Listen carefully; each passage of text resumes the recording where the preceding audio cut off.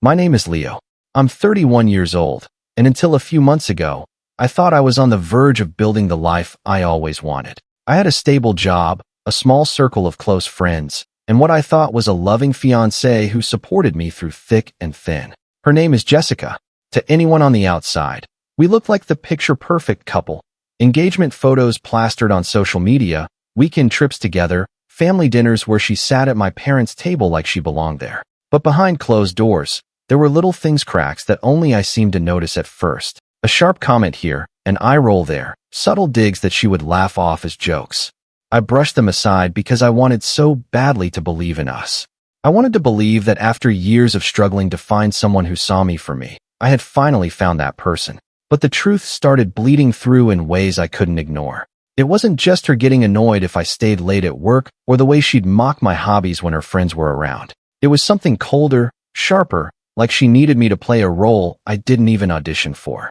The first real sting came at a family gathering. My younger brother had just bought his first home, and everyone was congratulating him, clinking glasses, and making speeches.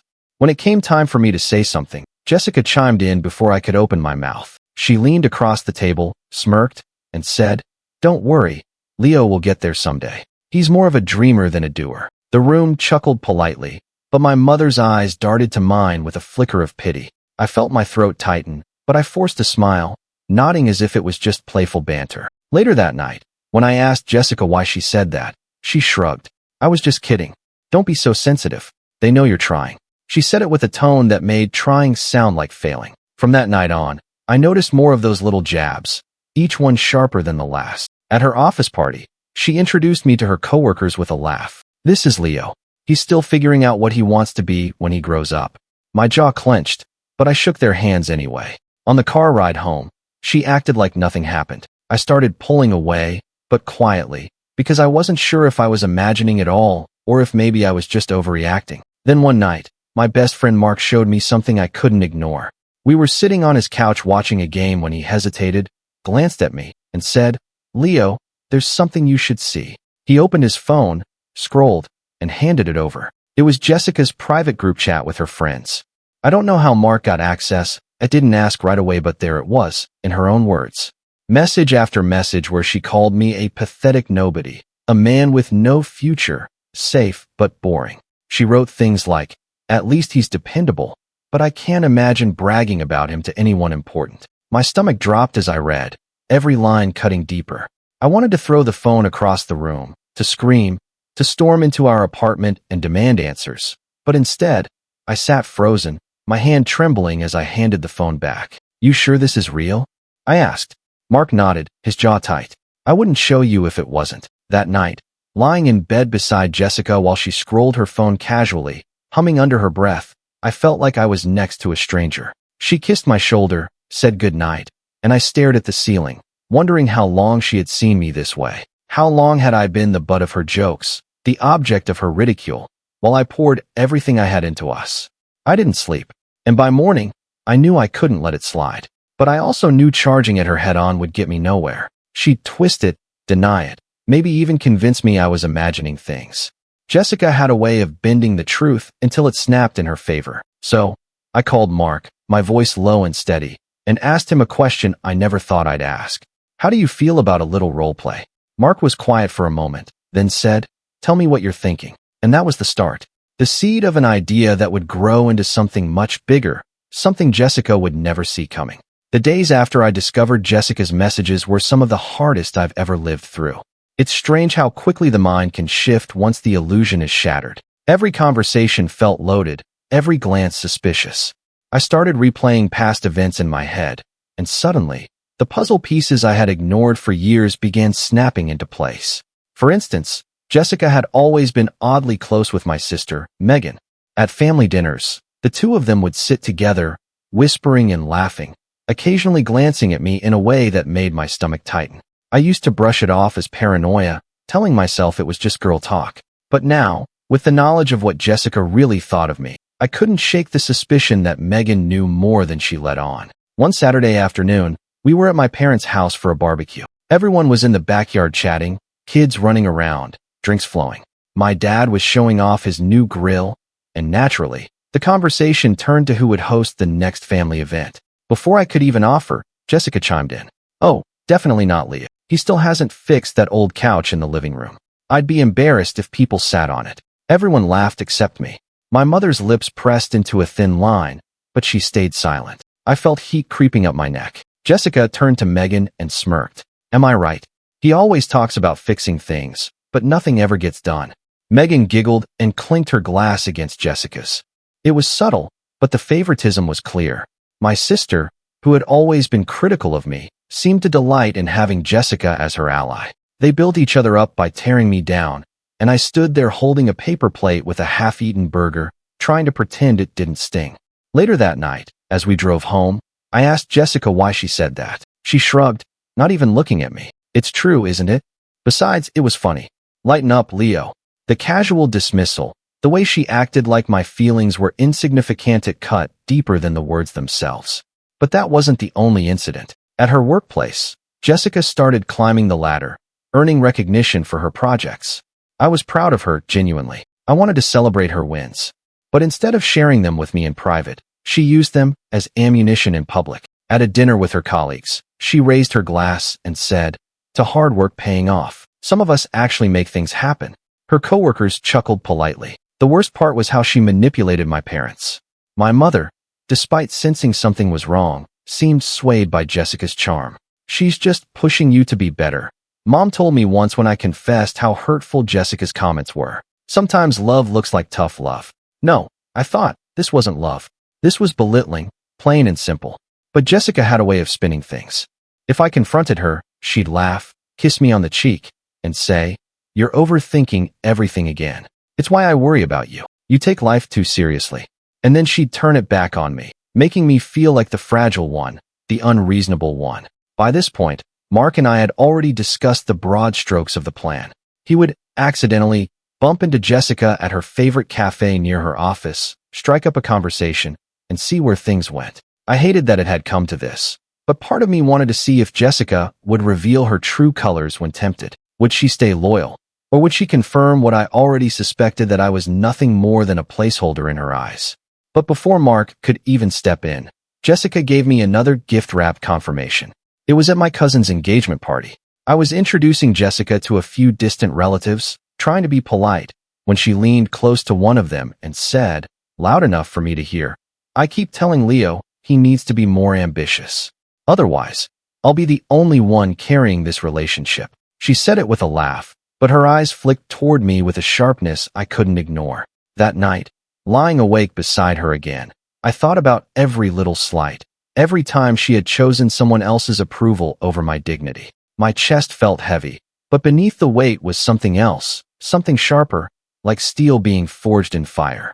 I wasn't going to confront her with anger or plead for her respect. No, I was going to let her dig her own grave, one shovel of arrogance at a time. Mark texted me the next morning. Ready to start? I stared at the message for a long time before replying. Yes. Let's see how far she'll go. And with that, the real tension began to build. Jessica had no idea her world was about to tilt. And the best part? She would think she was the one in control the whole time. Mark's role began on an ordinary Wednesday afternoon at the cafe Jessica visited religiously after work. She always ordered the same thing, a caramel latte with extra drizzle and a blueberry muffin she'd pick apart daintily while scrolling her phone. I knew her routine like clockwork, which made it easy for Mark to accidentally cross paths with her. He called me afterward, his voice calm but laced with something heavier. She didn't even hesitate, Leo. I introduced myself, made small talk, and within 5 minutes, she was laughing, twirling her hair, leaning in like she'd known me forever. My stomach sank. Part of me had hoped she'd shut him down, that I'd be wrong, that all her cruelty had been some twisted way of coping with stress. But Mark's words hit like a hammer. She didn't even mention you, he continued. Not once. When I asked if she was seeing someone, she smiled and said, Not seriously. Not seriously. The fiancé I'd spent years building a future with had erased me in an instant, all for the thrill of attention. For the next few weeks, Mark kept the act going. He'd run into her by chance again and again at the cafe, near her office, even at the bookstore she liked. Each time, she leaned in closer, asked more questions, and eventually offered him her number. Mark kept me in the loop, screenshotting their texts, sending me recordings of their conversations when they met in public. I listened in disbelief as Jessica complained about me, spinning me into some pitiful caricature. "He's comfortable," she told Mark once over coffee. "But sometimes I feel like I'm babysitting him. He just doesn't have that spark, you know?" "You do. You're exciting. You actually listen to me." The words hollowed me out. She didn't just see me as inadequate. She saw me as disposable. The breaking point came one Friday night. Jessica had told me she was going to dinner with her coworkers. She even dressed up for it. A sleek black dress with just enough edge to suggest confidence without being over the top. She kissed me on the cheek, said, "Don't wait up," and left. An hour later, Mark texted me a picture. Jessica, sitting across from him at a dimly lit restaurant, wine glass in hand, smiling in a way she hadn't smiled at me in months. The caption read, "This is who she dressed up for." I stared at the photo until my vision blurred. Something inside me snapped, but not in a loud, destructive way. It was quieter than that, like a thread finally tearing after being stretched too thin. When Jessica came home later that night, smelling faintly of perfume and red wine, she slipped into bed beside me as if nothing had happened. She even whispered, "Love you," before drifting off. I lay there staring into the dark, feeling like I was sharing a bed with a stranger. The betrayal wasn't just in her lies, it was in her ease. How effortlessly she could compartmentalize. How naturally she could play both roles. Devoted fiancé at home, flirtatious stranger with Mark. The next morning, Mark called me again. His tone was more serious than ever. "Leo, she's getting bolder. Last night, she asked me if I'd ever considered taking a spontaneous trip. She said she'd love to get away with me sometime. Just the two of us." I didn't even know how to respond. My chest felt tight, my jaw locked. Jessica wasn't just disloyal. She was planning an escape, a future where I didn't exist. That weekend, she started acting more dismissive than usual. She criticized the way I folded laundry, mocked me for spending time reading instead of doing something useful. And when we visited my parents for dinner, she leaned toward Megan again, whispering, "Sometimes I think he's just not enough." I caught it this time. I saw Megan smirk, the shared glance, and the dismissive shrug Jessica gave when she realized I'd overheard. My fists clenched under the table, but I didn't speak. Not yet. Because the betrayal was no longer hidden. It was bleeding into every corner of my life. And with every cruel word, every false smile, every secret plan she thought I didn't know about, she was tightening the noose around her own neck. Mark and I agreed it was time to let her run with it, to see how far she'd go. The trap was already set, and Jessica was walking straight into it. But nothing could have prepared me for just how far she'd take it, or the moment when her mask would finally slip in a way that no one in my family, not even Megan, could deny. After Mark told me about Jessica hinting at a trip, I found myself spiraling. The reality of it sank in. She wasn't just playing around for the thrill of attention. She was envisioning a life without me, and she was using someone I trusted as the canvas for that fantasy. It hit me harder than I ever imagined. For days, I moved through life on autopilot. At work, I stared blankly at my computer screen, pretending to be productive while my mind replayed Jessica's words over and over. "He's comfortable, but not exciting." Each syllable echoed like a verdict, and I couldn't silence it. Nights were worse. I'd lie beside her, her breathing steady and calm, while I felt like I was suffocating under the weight of betrayal. I'd turn my face toward the wall, clenching my jaw so she wouldn't hear the tremor in my breath. Sometimes I'd slip out of bed and sit in the living room with the lights off, just staring at the shadows on the floor. That apartment, once filled with warmth and laughter, felt like a prison now. My family didn't make things easier. Megan, emboldened by Jessica's confidence, became more openly dismissive of me. At a Sunday brunch, she looked across the table and asked, "So, Leo, when are you going to get serious about life? Or are you planning to coast forever?" Jessica laughed softly beside her, not even bothering to defend me. My mother's silence was almost worse than their words. She shifted uncomfortably, but didn't speak up. I felt small, like the world was closing in and I was powerless to stop it. But somewhere in that darkness, a spark flickered. Sitting alone in the living room one night, I realized I had a choice.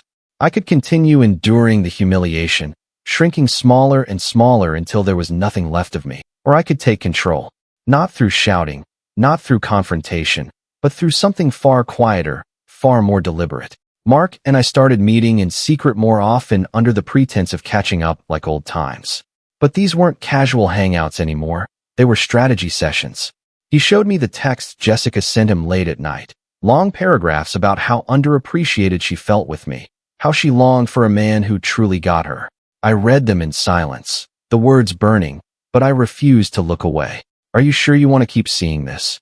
Mark asked once, his eyes filled with concern. "It's eating you alive." I shook my head.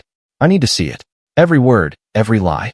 Because when this ends, I want to know I didn't imagine any of it." That was when the planning really began. Slowly, carefully, I started disentangling myself from Jessica. I opened a new bank account in my name only, redirecting part of my paycheck there. I stopped telling her about my day, giving her less ammunition to twist into a weakness. I distanced myself emotionally so that each cruel remark rolled off me a little easier, because I knew where the road was leading. But it wasn't just about money or emotional detachment. I began documenting everything: dates, times, screenshots Mark forwarded me, even the receipts from nights Jessica claimed to be with coworkers but was actually with him. At first, it was just for me, to remind myself I wasn't crazy. But the more I gathered, the more I realized I was building something powerful, a record, proof. The breaking moment for me came on our anniversary. I had planned a quiet dinner at home, hoping maybe, just maybe, I could find a flicker of the woman I had once loved. But when I surprised her with her favorite meal, she looked at the table, sighed, and said, "I told you I didn't want to do anything small this year. Don't you ever listen?" I sat across from her, the candles flickering between us, and realized I wasn't heartbroken anymore. I was empty, hollow. Whatever love I had left had withered under the weight of her contempt. That night, as she scrolled through her phone while I cleared the plates, I decided, enough. I wasn't going to confront her. I wasn't going to beg her to change. I was going to walk away, but not quietly. Not before she saw, in vivid detail, just how completely she had underestimated me. Mark's voice rang in my head as I fell asleep. "When you're ready, we'll end this on your terms." And for the first time in weeks, I slept soundly. The shift didn't happen overnight. But once I made the decision to quietly reclaim my life, everything began to change. At first, it was subtle, tiny adjustments that Jessica barely noticed, but each one gave me back a piece of myself. I started going to the gym before work. It wasn't about transforming overnight or proving anything to her. It was about routine, about carving out time that was mine and mine alone. At first, I could barely push through 20 minutes. But soon, the rhythm of it grounded me. I'd come home in the evening sore, but steadier. Jessica didn't pay much attention. She'd glance up from her phone and say, "Don't overdo it. You know how you get with these little phases." I just nodded, letting her believe it was temporary. At work, too, I began to shift. I stopped volunteering for extra tasks that drained me without recognition. Instead, I poured my energy into projects that actually mattered to my career. A few weeks later, my boss called me into his office, complimenting the progress I'd made and hinting at a promotion opening later in the year. I walked out of that meeting with my head held high for the first time in months. Meanwhile, I continued quietly preparing. Every cruel word Jessica flung. Every night, she claimed to be out late with coworkers. I logged it. I wasn't frantic about it anymore. It became methodical, almost mechanical. The more evidence I gathered, the calmer I felt, because I knew the day would come when she wouldn't be able to talk her way out of the truth. Mark, too, was proving invaluable. He kept me updated on her every move, every text, every dinner disguised as work. One night, he called me after she left his company. "She's planning a weekend trip," he said. "She wants to take me out of town." I closed my eyes, gripping the phone tighter. It should have hurt. Months ago, it would have shattered me. But instead, I found myself oddly detached, almost analytical. "Good," I said quietly. "Let her show who she really is." What Jessica didn't know was that I had already begun creating distance in ways she couldn't reverse. My finances were split, my emotional energy redirected, and even my family, who had often sided with her subtle manipulations, was beginning to notice the cracks. At another family gathering, Megan made her usual jab about me not being ambitious enough. But this time, I didn't shrink. I looked her dead in the eye and calmly said, "Funny, I just had a conversation with my boss about my future here. But I guess some people prefer tearing others down instead of looking at their own reflection." The silence at the table was palpable. For once, Jessica didn't laugh. She shifted uncomfortably, as if realizing the balance of power was no longer firmly in her hands. Slowly, I started reintroducing joy into my life, things I had abandoned because of her criticisms. I picked up my guitar again, filling the apartment with music she once mocked as childish. I reconnected with old friends Jessica had subtly distanced me from, grabbing coffee, laughing like myself again. Every step forward reminded me that I wasn't the man she had painted in those cruel group chats. I wasn't a pathetic nobody, but perhaps the biggest change was internal. I stopped craving her approval. When she made her little digs, I didn't bite. When she tried to manipulate conversations, I let her words hang in the air until they lost their edge. The less I gave her, the more restless she became, like a performer losing her audience. Mark noticed it, too. "She's getting desperate," he said one evening. "The way she talks about you now, it's almost like she needs me to validate her choices because you won't play the role anymore." I smiled faintly, a strange calm settling over me. Good. Let her chase shadows. The more she runs, the harder she'll fall. Because while Jessica was busy feeding her ego, spending her own money on dinners, gifts, and little tests to impress Mark, I was rebuilding my foundation. Brick by brick, step by step, I was becoming stronger than I'd ever been, and she had no idea. To her, I was still the dependable placeholder, safe, boring, predictable. She couldn't see that the man beside her in bed at night was no longer hers to belittle. He was already walking away, already setting the stage for a reckoning she'd never forget. The rise wasn't loud or dramatic. It was quiet, patient, deliberate, but that was what made it powerful. Because when the time came, Jessica wouldn't just lose me. She'd lose the control she thought she'd always have. And that moment was getting closer every day. By the time Jessica suggested that weekend getaway with Mark, the game board was fully set. All that remained was waiting for her to make the wrong move. But here's the thing. She didn't realize every move she made was the wrong one, because I had already stopped playing by her rules. Mark and I had become meticulous in our coordination. He wasn't just luring her in with charm. He was recording, documenting, and forwarding every scrap of proof she gave him. From screenshots of her texts to voice memos of their conversations in public, he captured it all. At first, it had felt invasive, even cruel. But the more Jessica revealed, the more it became clear that I wasn't setting her up, she was setting herself up. All Mark and I did was step out of the way and let gravity take hold. The turning point in our setup came when Jessica's ambition crossed into recklessness. One evening, she returned from working late with a glossy travel brochure in her purse. She tossed it carelessly on the counter while changing into her pajamas. I picked it up later and saw the words printed in bold, "Romantic Paris Getaway." She had circled the dates with a pen. My heart pounded as I flipped through the pages.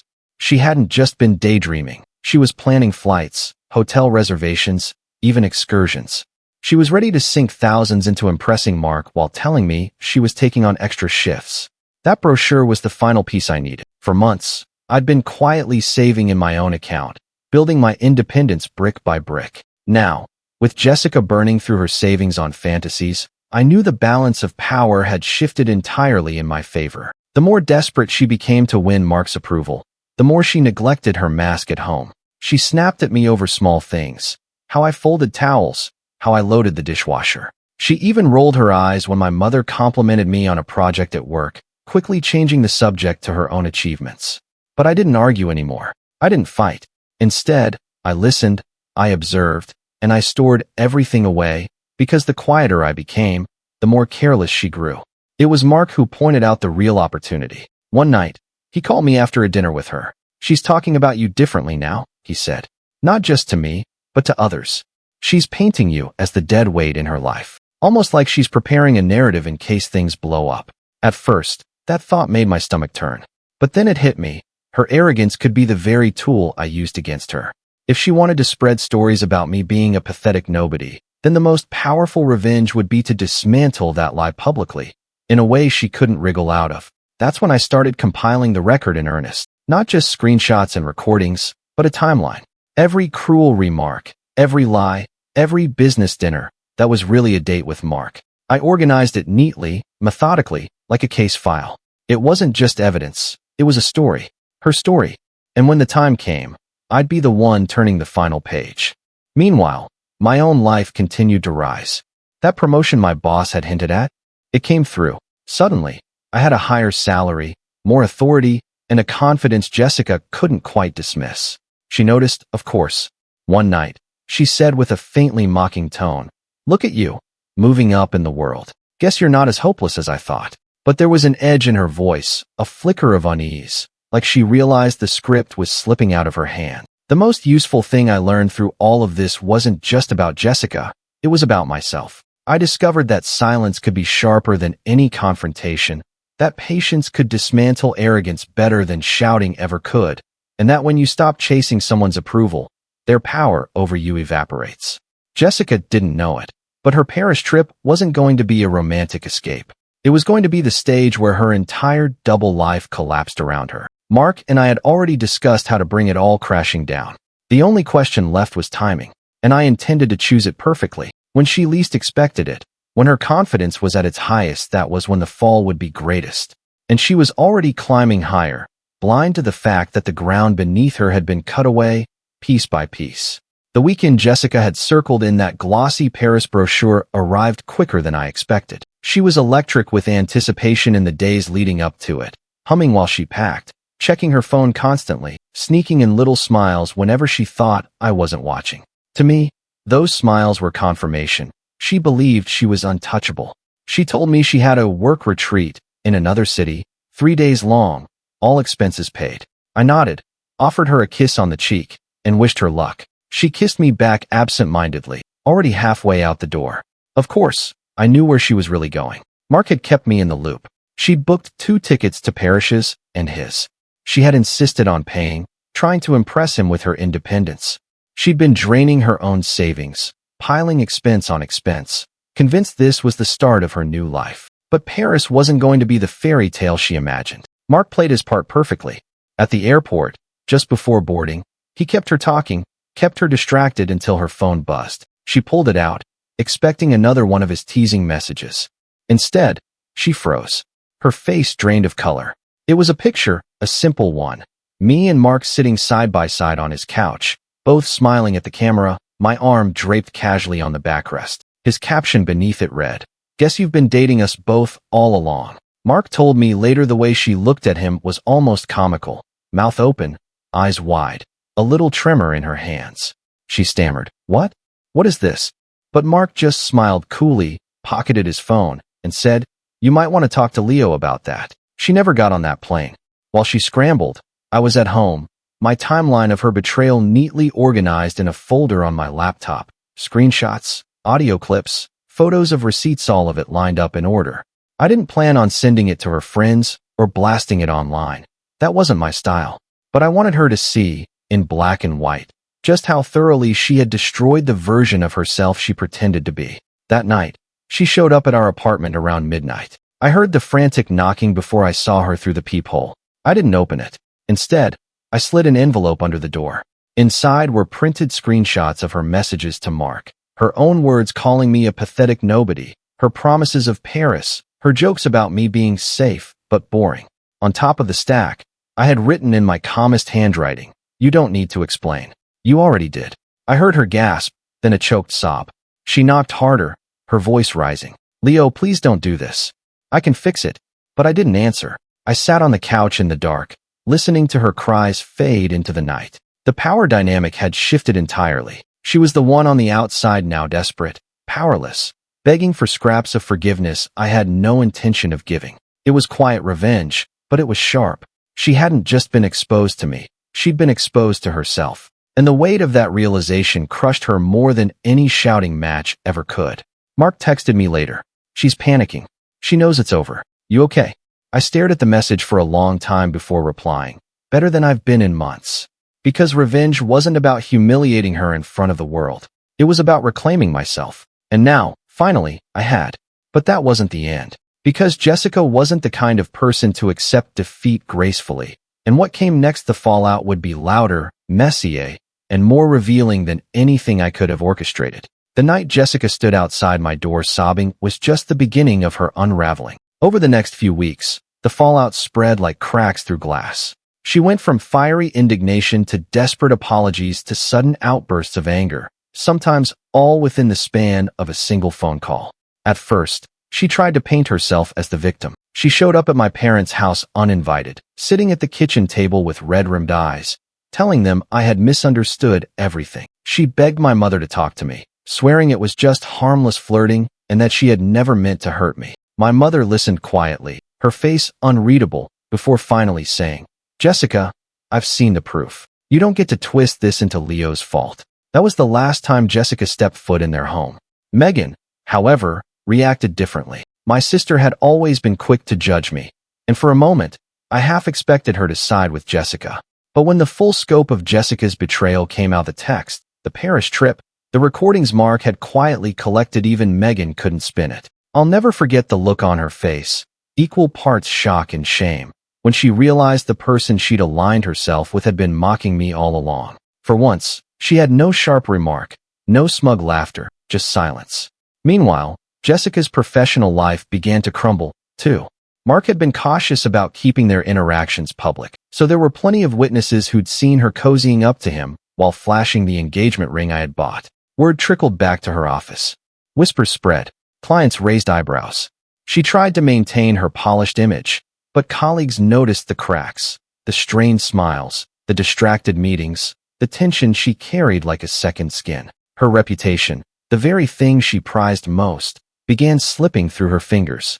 She called me one last time about a month after that night. Her voice was small, hoarse, nothing like the confident woman who used to cut me down with a smirk. "Leo, please just meet me once. Let me explain face to face." I considered it for a moment, then simply said, "There's nothing left to explain. You made your choice, Jessica. Now you live with it." And I hung up. That was the last time we spoke. Life without her felt lighter. I moved out of the apartment we'd shared into a place that was wholly mine. No memories of whispered insults. No shadows of her laughter at my expense. I threw myself into my promotion at work, continued with the gym, and kept building on the independence I had started carving out. For the first time in years, I wasn't living under someone else's judgment. Mark and I stayed close, though we never gloated. The revenge hadn't been about humiliating her for sport. It had been about showing me the truth I needed to see, and the truth had set me free. Months later, at another family gathering, my father raised his glass toward me. "To Leo," he said simply, "for proving that patience is stronger than pride." The room clinked glasses, and for once, no one laughed at my expense. Even Megan lifted her glass silently, her eyes lowered. I smiled, a quiet satisfaction settling in my chest, not because Jessica had lost, but because I had finally stopped letting her win.